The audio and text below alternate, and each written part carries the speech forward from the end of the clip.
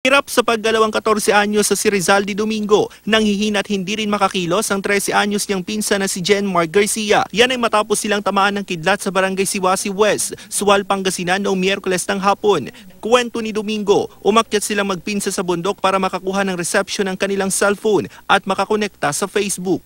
Karaniwan na raw nila itong ginagawa dahil mahina ang internet connection sa kanilang bahay. Matapos ang mahigit 2 oras na pagpe-Facebook sa bundok, aalis na sana ang magpinsan pero bigla raw kumidlat at tinamaan daw ang hawak nilang cellphone. Biglang umulan. Pauwi na sana kami pero dumating yung kidlat. Paggising ko, hindi na ako makatayo. Humingi ako ng saklolo. Natamaan po yung cellphone, tapos naihagis po sila, nawalan sila ng malay.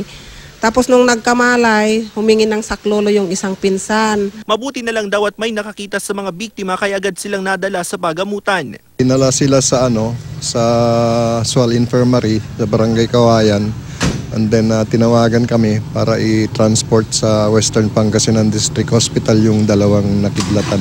Nagtamo ang magpinsan ng galos sa katawan. Hindi naman sila na-direct hit, kundi parang tinamaan sila ng kuryente nung kidlat. May check-up pa ulit ang dalawa para masuri kung nagkaroon ba ng epekto ang insidente sa kanilang internal organs. Russell Simorio, Nagbabalita, Pilipinas.